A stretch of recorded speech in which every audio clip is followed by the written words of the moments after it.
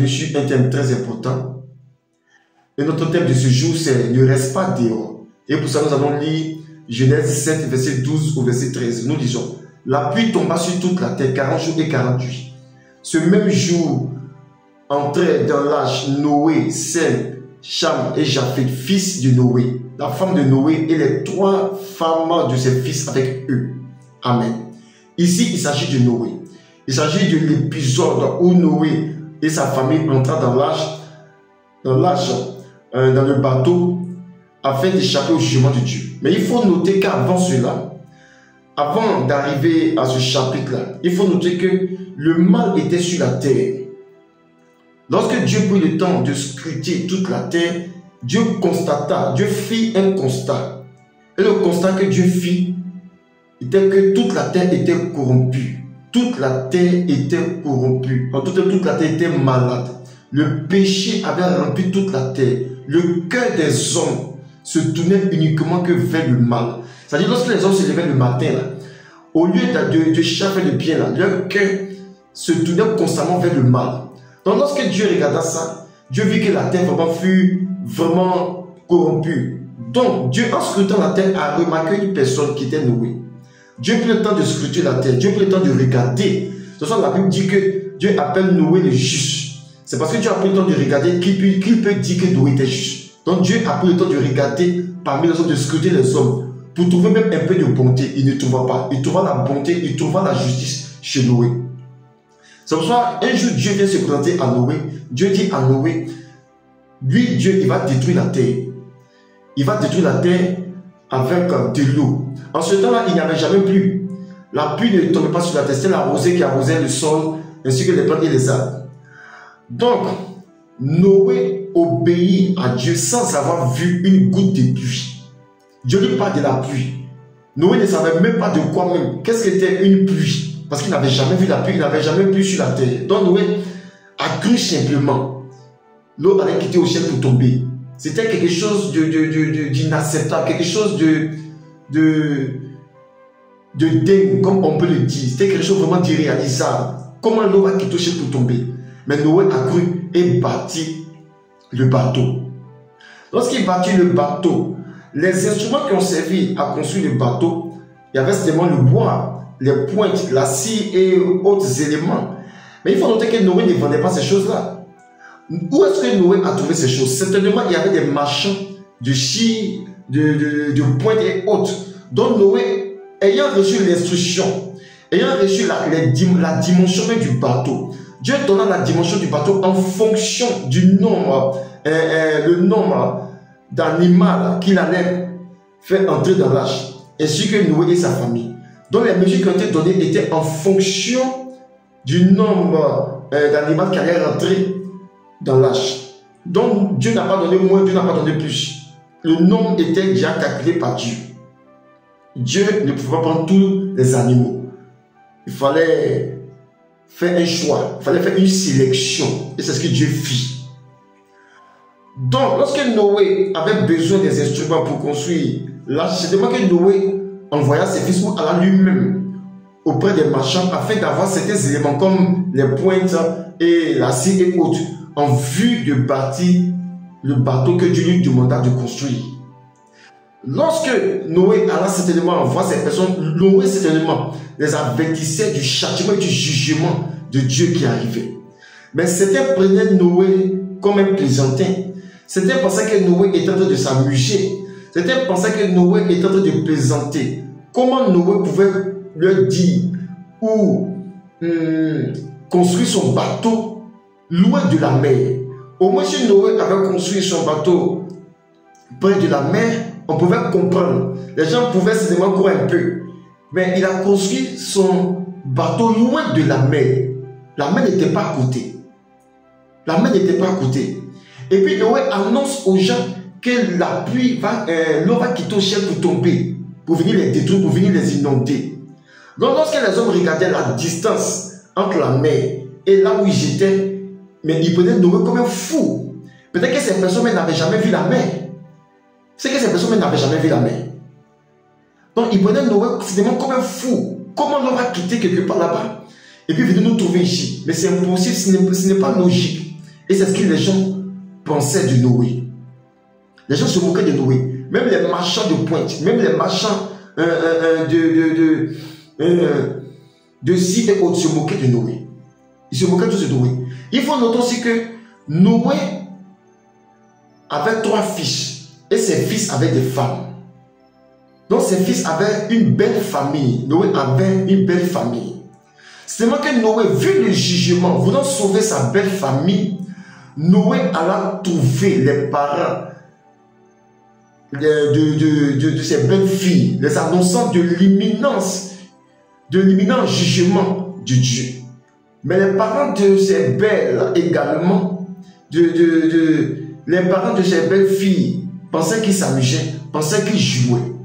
Tout le monde pensait que Noé était fou. Tout le monde pensait que Noé n'était pas dû seulement à la vieillesse, avait perdu la raison. C'était comme ça sur le compte de la vieillesse. Noé est trop vieux. C'est tellement que ça ne tourne pas rond chez lui. Et Noé lui aussi, comment il peut penser que l'eau va quitter pour tomber? Et puis la mer qui a des kilomètres vraiment de nous. Et puis peut-être qu'on n'a jamais vu la mer. Donc la mer même là, c'est quoi au juste? Peut-être qu'il n'avait jamais vu la mer. Donc ces personnes pensaient que Noé s'amusait. La belle famille n'a pas cru à Noé. Mais ce qui est intéressant ici, c'est que les belles filles n'ont pas suivi leurs parents. Elles pouvaient dire, bon, ce que vous dites là, nous on ne croit pas à cela. On va suivre nos parents. Noé, ce que tu dis là n'est pas logique. On n'a jamais ça. Mais les belles filles crurent en ce que Noé dit. Ces belles filles crurent en ce que Noé dit. Donc en ce temps-là, les hommes vivaient sans à l'heure. Ils pensaient que le monde n'allait pas s'arrêter. Lorsque nous lisons Matthieu 24, verset 37 au verset 38 à 39, il a dit: ce qui arriva au temps de Noé arrivera de même à l'avènement du Fils de l'homme. Car dans les jours qui précédaient le déluge, les hommes mangeaient, buvaient, se mariaient et mariaient leurs enfants jusqu'au jour où Noé entra dans l'âge. Quel genre de mariage ils faisaient au temps de Noé? Ils mariaient leurs enfants avec qui? La Bible dit que au temps de Noé, les fils de Dieu virent que, c'est-à-dire les anges déchus, virent que les filles des hommes étaient belles et ils les prenaient pour femmes. Donc quel genre de mariage qui était fait? Parce que lorsque vous lisez avant d'arriver à ce chapitre-là, la Bible parle des géants. La Bible parle des géants. Donc quel genre de mariage qui était célébré en ce temps-là? Les mariages avec des géants. Des mariages avec des hommes extraordinaires. Pas avec des géants, mais plutôt avec des anges déchus qui avaient pris la forme humaine afin de séduire ces filles, afin de mélanger la semence démoniaque et la semence humaine. Donc Dieu, regardant que la race humaine était pervertie, Dieu décida d'exterminer tout le monde. Dieu décida d'exterminer tout le monde. Donc ils buvaient, ils étaient dans la célébration, ils étaient dans la joie, comme ce monde aujourd'hui est dans la joie, comme ce monde aujourd'hui est dans la célébration. Et dans la célébration, Dieu n'est pas contre le mariage, mais il s'est marié avec qui? Il s'est marié avec qui? Il buvait, il s'est marié avec qui? Il y avait de bons mariages en ce temps aussi, mais il y avait également les mariages avec les anges déchus. Comme aujourd'hui, les mariages hommes et hommes, femmes et femmes qui se font aujourd'hui, ça s'appelle mariage. Mais quel genre de mariage qui était célébré? La Bible, c'est qui arriva au temps de Noé, arriva de même. Quel genre de mariage qui était arrivé au temps de Noé? Certainement qu'il y avait aussi des mariages hommes et hommes, femmes et femmes. C'est moi qu'il y avait ce genre de mariage. Et les gens approuvaient cela. Les gens aimaient cela. Ils vivaient sans à l'heure. Ils ne tenaient pas compte de l'avertissement de Noé. Ils ne tenaient pas compte de l'avertissement de Noé. Noé, lorsqu'il bâtit l'âge, Noé prit le temps d'avertir les gens. Il prit le temps d'avertir les gens. Parce que la construction de l'âge a duré 100 ans. La construction de l'âge, ça a duré 100 ans. Ce qui veut dire qu'à part les 3 fils de Noé et ses belles filles, ainsi que sa femme, personne n'est venu aider Noé à bâtir le bateau. Parce qu'ils n'ont pas cru. Ils n'ont pas cru dans ce que Noé disait. Ils n'ont pas cru. Donc, ils n'ont pas trouvé important de venir aider Noé. Parce qu'au moins, s'ils s'approchaient pour venir aider, ils allaient finir par quoi pendant toutes ces années. Dieu a pris 100 ans pour avertir les gens au temps de Noé. Dieu a pris 100 ans pour les avertir. Dieu a pris 100 ans pour les avertir. La belle famille n'a pas cru à Noé. Ceux qui ont vendu même les pointes, les marteaux et tout à Noé pour la construction de l'arche, n'ont pas cru. Ils faisaient juste du commerce. Ils faisaient juste du commerce. Ils ne croyaient pas. Pour eux, ils étaient en affaires, il fallait qu'ils vendent leurs instruments. Alors qu'ils ne savaient pas que les instruments qu'ils étaient en train de vendre à Noé pour construire le bateau allaient être les derniers instruments avant de toute leur vie. Ce qu'ils ne savaient pas. Lorsque le jour où Noé devait rentrer avec sa famille dans l'arche, la Bible dit que Dieu dit, Dieu dit à Noé, lorsqu'il a fini de bâtir, dans 7 jours, je vais envoyer la pluie. Dieu donne maintenant une date précise. C'est-à-dire dans 7 jours-là. C'est-à-dire si on prend dimanche, Dieu dit par exemple, dans une semaine, je vais amener le déluge. C'est tellement que Noé est reparti voir sa belle famille. C'est tellement qu'il a incité même ses enfants, ainsi que ses belles-filles, à aller insister auprès des parents, leur disant de venir, que bientôt la porte sera fermée. Bientôt, le jugement de Dieu va s'abattre. Mais ces personnes croyaient que Noé plaisantait. Ils voyaient Noé comme un vieux fou. Ils voyaient Noé comme un vieux fou. Comme aujourd'hui, nous parlons de Jésus-Christ qui revient. Jésus-Christ qui va venir dans les airs. Il va s'arrêter dans les airs. Ce sont des choses qu'on n'a jamais vues. Ce sont des choses qu'on n'a jamais vues. Quand c'est dans les airs, et les hommes vont quitter la terre. Comme du papier, comme des feuilles, et aller au ciel. Ça paraît illogique, ça paraît insensé, ça paraît ne pas être réel. Lorsqu'on parle de ça, les gens trouvent que ce n'est pas logique, que ce n'est pas normal. Alors que les gens oublient que l'avion qui pèse des tonnes peut se retrouver dans les airs. À plusieurs raisons, l'homme peut se retrouver dans les airs par la puissance du Saint-Esprit. Si l'homme a été capable de permettre à l'avion qui pèse des tonnes de voler dans les airs, c'est que Dieu qui est capable, Dieu qui a donné l'intelligence aux hommes de faire l'avion est capable de faire monter les hommes au ciel. Dieu est capable de le faire. Les gens ont banalisé ce que Noé disait. Donc je m'imagine lorsque les 7 jours sont arrivés, Noé rentre dans l'arche. La Bible dit, ce qui est dramatique, ce qui est grave, c'est que lorsque Noé bâtit l'arche, Dieu ne demande pas à Noé de faire une serrure. La Bible dit que lorsque Noé a fini de bâtir l'arche, Dieu lui-même ferma la porte. C'est-à-dire que Noé n'a pas tiré avec ses pour fermer la porte. La Bible dit que Dieu lui-même ferma la porte. Parce que si Dieu avait permis à Noé de faire une serrure ou d'avoir les clés du bateau, lorsque le déluge allait arriver et que les gens allaient venir crier, Noé, par compassion pour sa belle famille et pour ses amis qui n'ont pas cru en lui, allait simplement ouvrir la porte et permettre à ces personnes de rentrer. Dieu, sachant cela, Dieu ayant pris le temps d'avertir, fit une porte sans clé. Fit une porte sans clé. Donc Noé ne pouvait pas fermer la porte. Noé ne pouvait pas fermer cette porte-là. Noé ne pouvait pas fermer la porte. Donc lorsque les gouttes ont commencé à tomber, c'était vraiment, j'imagine un peu la scène. Les gens ont commencé à dire, mais qu'est-ce qui se passe? Ils ont commencé à regarder le ciel s'est assombri. Des grosses gouttes ont commencé à tomber. Ils ont commencé à voir, au fur et à mesure que les minutes passaient, les gouttes ont commencé à se multiplier. Les gouttes ont commencé à se plier. Une pluie forte a commencé à tomber. Ils ont commencé à croire à ce que Noé est en train de dire. La Bible dit que les eaux des abîmes jaillissent. Donc, ils ont commencé à voir ça. Ils ont cru à ce que Noé disait, mais il était déjà trop tard. Il était déjà trop tard. Il était déjà trop tard. Il était déjà trop tard. J'imagine ces personnes ont dû courir. Ces personnes ont vraiment couru vers l'âge de l'Alliance et vers l'âge plutôt vers le bateau en train de taper à la porte. Noé, ouvre-nous. Noé, ouvre-nous. Noé, ouvre-nous.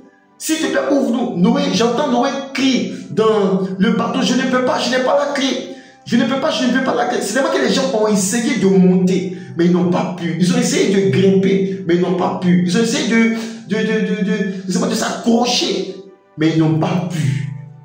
Il était déjà tard pour ils étaient tous dehors. Ils étaient tous dehors. Mais quelles sont ces personnes qui étaient dehors? Quelles sont ces personnes qui étaient dehors? Pour ça, nous allons lire Apocalypse. Ces personnes qui étaient dehors. Quelles sont les personnes qui étaient dehors? Nous allons lire Apocalypse. Apocalypse 22, verset 15. La Bible dit, dehors les chiens, les enchanteurs, les impudiques, les meurtriers, les idolâtres, et quiconque aime et pratique le mensonge. Ceux qui étaient déjà au temps de Noé, nous avons dit tantôt, leur cœur, chaque matin, quand ils se levaient là, leur cœur se tournait uniquement que vers le mal. Ceux qui étaient Dieu, Jésus dit, dans après verset 15, Dieu les chiens. Qui sont les chiens? Jésus dit Dieu les chiens. Jésus regarde l'homme et puis dit Dieu les chiens. Jésus compare ces hommes-là aux chiens. Jésus prend le caractère du chien et l'attribue aux hommes. Parce qu'il y a une similitude dans le caractère et dans la façon de faire. Si Jésus dit Dieu les chiens, qui sont les chiens? Les chiens sont ceux qui retournent à ce qu'ils ont vomi. En d'autres termes, ils sont un peu comme des rétrogrades. C'est-à-dire qu'ils étaient chrétiens, ils étaient païens hier. Dieu les a fait la grâce de se convertir. Ils trouvent que la chrétienté n'est pas une bonne chose. Ils préfèrent retourner. C'est-à-dire qu'ils sont retournés à ce qu'ils ont vomi. Ils sont retournés à ce qu'ils ont vomi. Ils sont retournés à ce qu'ils ont vomi. Qui sont les chiens? Les chiens également, comme nous l'avons dit tantôt, ont le caractère du chien. C'est-à-dire dans la façon de fonctionner, on retrouve le caractère du chien. Nous n'avons pas un exemple simple que nous voyons couramment aujourd'hui. Aujourd'hui, l'on parle du cunnilingus dans les pratiques sexuelles. Aujourd'hui, généralement, nous voyons cela chez les chiens. Nous voyons cela chez les animaux, chez les chiens, généralement. En plus de retenir à ce qu'ils ont vomi, généralement, c'est le chien qui prend le temps de laper dans le sexe de sa compagne. C'est le chien qui le fait. Donc, quand Jésus dit dehors les chiens, c'est ceux qui ont le caractère, qui manifestent le caractère du chien. Les chiens sont également les sorciers, parce que les sorciers sont comparés aussi aux chiens. Les sorciers sont tous ceux, parce que les chiens sont comparés aux sorciers en vue de quoi? Parce que les sorciers aiment les cadavres, ils aiment le sang. Lorsque vous lisez le livre des rois, vous verrez cela dessus. Lorsque vous aurez le livre de 1 roi 21, verset 23, 1 roi 22, verset 38, vous verrez cela. Les chiens ont mangé le cadavre de Jabel, on l'appelle le sang de Naboth. Vous voyez, le caractère du chien, il retourne à ce qu'il a vomi. Parce qu'il a vomi plutôt. Donc quand Jésus dit dehors les chiens, c'est tous ceux qui manifestent le caractère du chien. Donc tous ceux qui, dans les relations intimes, chrétiens ou pas, qui lapent dans le siège de leur conjoint, c'est de vous que Jésus parle. En plus des rétrogrades et autres. C'est de vous que Jésus parle. Dieu donna la bouche à l'homme, non pour l'introduire dans le siège de son partenaire. Vice versa, femme comme garçon. Dieu n'a pas donné la bouche à l'homme pour le faire. Donc le fait, c'est avoir le caractère du chien. Donc ne soyez pas surpris qu'au dernier jour, vous n'entrez pas au chien. Ne soyez pas surpris. Aujourd'hui, le diable a amené ce système dans l'église, faisant croire que tout ça fait partie de l'amour. De quel amour? Ça ne fait pas partie de l'amour. Ça ne fait pas partie de l'amour. C'est le caractère du chien. Donc Jésus parle des chiens. Et Dieu les impudiques, les meurtriers, les idolâtres et autres. Ceux qui sont restés Dieu au temps de Noé, avec toutes ces valeurs démoniaques, avec toutes ces valeurs démoniaques. Ce ne sont même pas même des valeurs, c'était même des mots pour leur âme. Tous ceux qui sont restés avec ce caractère, comme nous l'avons dit tantôt, quel genre de mariage ils faisaient au temps de Noé? Quel genre de mariage? Des mariages entre démons et hommes. C'est ce genre de mariage-là. C'est tellement des mariages entre hommes et hommes, femmes et femmes. Donc Dieu vit cela et Dieu détruit toute la terre. Ce matin, nous voulons dire à quelqu'un qu'aujourd'hui la porte du ciel est ouverte. La porte du ciel est ouverte. Mais il arrivera un temps où la porte du ciel sera fermée. C'est un peu comme l'âge de l'Alliance, c'est un peu comme l'âge de Noé. Aujourd'hui, nous prenons le temps. Noé a eu 100 ans pour bâtir le bateau, donc 100 ans pour avertir ceux qui étaient en son temps. C'est tellement que le nombre sur la terre, les gens n'étaient pas nombreux comme maintenant. Donc Noé a eu 100 ans. Mais aujourd'hui, Dieu a donné à l'humanité plus de 2000 ans pour que l'être humain puisse entendre le message de Dieu, le message de l'évangile, afin d'être sauvé. Mais que font les hommes? Les hommes n'ont pas le temps, ils se marient. Ils vont même à l'extrême, ils se marient même avec des poupées. Les relations intimes impures sont introduites dans l'église. Et on trouve que ça fait partie de l'amour. Et on trouve que ça fait partie de l'amour. Et des hommes qui sont censés annoncer la pureté et empêcher ce genre de pratiques d'entrer dans l'église favorisent même et valorisent ce genre de conseils entre maris. La Bible dit vous êtes des chiens. Ce n'est pas une injure. La Bible dit vous êtes des chiens. Parce que quand Jésus parle des chiens, c'est le caractère. Il faut savoir que au temps de Jésus, là, quand on te dit que tu es chien, c'est dramatique parce qu'il connaissait de quoi? Il connaissait le caractère du chien. Le chien est un être méprisable, un être répugnant. Le chien aime la pourriture. On a fait des recherches. Le chien, là, quand je parle du chien, c'est parce qu'il aime la pourriture. Tout ce qui est sale, c'est ce qu'il aime. Comment dans le sens où la femme prend pour picher là, toi tu as pensé pour ça ta bouche. Et tu trouves que c'est de l'amour. C'est quel amour? C'est ça, c'est ce que le chien fait. Et le monde aujourd'hui incite les gens à le faire. D'autres parlent de descendre dans la cave. Quelle cave? Quelle cave? Et cela se passe dans l'église. Il faut que ça s'arrête. Il faut que ça s'arrête. Il faut que l'église du Seigneur prenne ses responsabilités. Ce n'est pas une question de mort, c'est une question de salut, c'est une question d'éternité. Nous sommes là pour sauver les âmes. Nous sommes là pour amener les gens à se préparer au retour de Jésus-Christ. Nous ne sommes pas là pour nous offrir. Nous ne sommes pas là pour faire plaisir à quelqu'un. Nous sommes là pour diluer la parole pour que quelqu'un soit content ou soit satisfait. Non. Nous sommes là pour prêcher la parole du Seigneur. Donc il est important pour nous de faire le travail de Dieu. Notre thème qu'on a dit, ne reste pas dehors. Ne reste pas dehors. Ne reste pas dehors. Parce que ceux qui resteront dehors périront. Ceux qui resteront dehors périront. Ils ne seront pas sauvés. Les gens pensaient que Noé plaisantait. Comme je parle aujourd'hui, tu peux rire. Tu peux ricaner. Tu peux te moquer. Tu peux dire, mais de quoi il parle ce monsieur-là? Qu'est-ce qu'il raconte? Ce sont les mêmes. Tu peux dire, autant de Noé, il disait ça. Il disait la même chose. Il pensait comme tu penses. Mais un jour, ce n'est pas 2 jours, un jour, il fut surpris. Une surprise désagréable pour eux, mais une surprise agréable pour Noé. Noé n'a pas pu aider le jour du déluge. Nous ne pourrons pas t'aider également le jour de l'enlèvement ou le jour du jugement de Dieu sur cette terre. Nous ne pourrons pas t'aider. Nous ne sommes plus sur cette terre. Nous serons aux côtés de Jésus-Christ, au ciel, pour les noces. C'est-à-dire que pendant que nous sommes en train de fêter au ciel, vous êtes en train de souffrir sur la terre. C'est terrible. Et pendant que nous sommes en train de souffrir sur la terre, et lorsque vous allez mourir, Dieu va vous juger. Dieu vous jettera dans l'étang du feu. Cela, comme c'est terrible. Nous voulons exhorter quelqu'un à ne pas rester dehors. Jésus revient. Le monde se réjouit aujourd'hui. Le monde a un semblant de paix. Les gens se marient. Les gens font ce qu'ils veulent. C'est-à-dire ils ne prennent garde à ce qui se passe. Alors que Jésus-Christ revient chercher son église. Nous voulons encourager tous ceux qui ont rétrogradé à revenir. Parce que tous ceux qui ont rétrogradé à revenir, tous ceux qui ont un peu dehors, un peu dedans, un peu dehors, sachez que vous êtes dehors. Soit vous revenez, soit vous êtes à Christ, soit vous n'êtes pas à Christ. Soit vous êtes à Christ, soit vous n'êtes pas à Christ. Parce que si vous, en l'agissez ici, vous êtes considérés comme des chiens. Le chien retourne à ce qu'il a vomi. Tu étais chrétien, tu étais païen, tu as abandonné la vie du monde.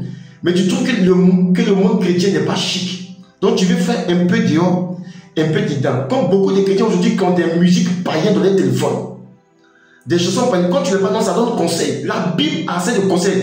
Voici le proverbe qu'elle a. Il y a assez de conseils dans le proverbe. Dans Ecclésiaste, dans les psaumes, même dans les évangiles, il y a assez de conseils dans la Bible. Mais on trouve que les conseils de la Bible ne sont pas suffisants. Et puis en plus, la Bible a dit, il y a le Saint-Esprit encore qui nous donne des conseils. On trouve que le conseil du Saint-Esprit n'est pas suffisant.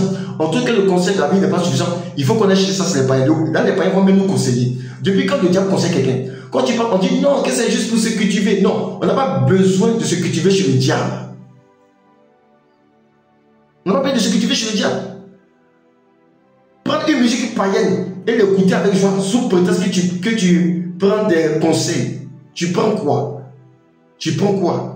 Et quand tu vas, tu es en train d'insulter Dieu. Tu es en train d'insulter Dieu.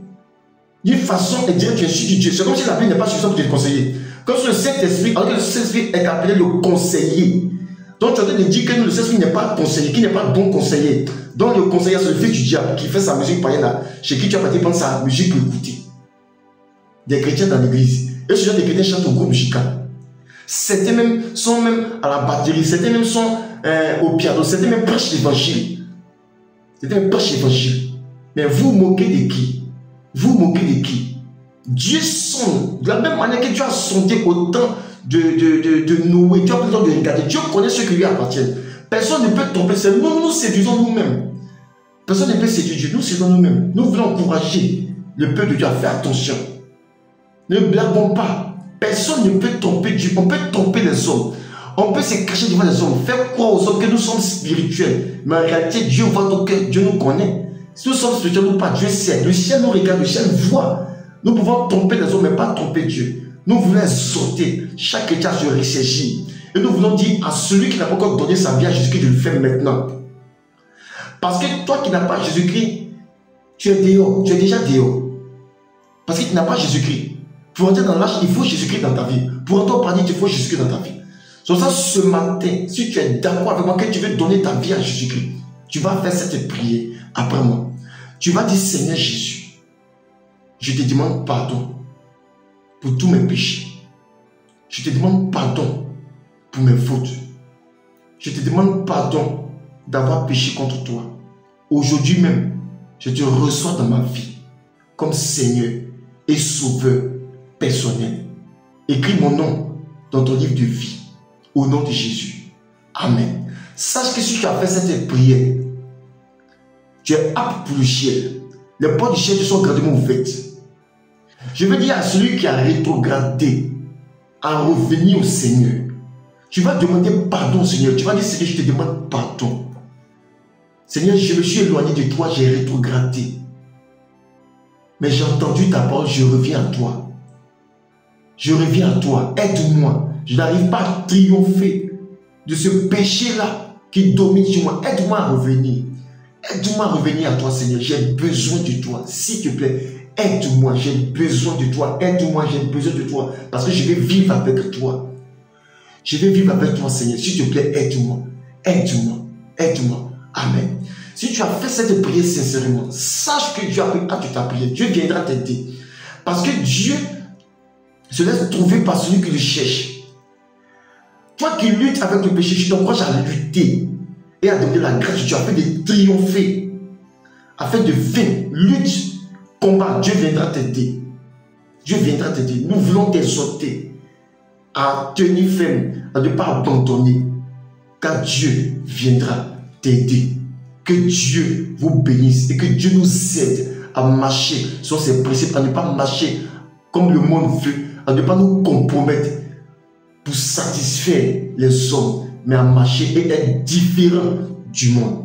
Que Dieu vous bénisse. Amen.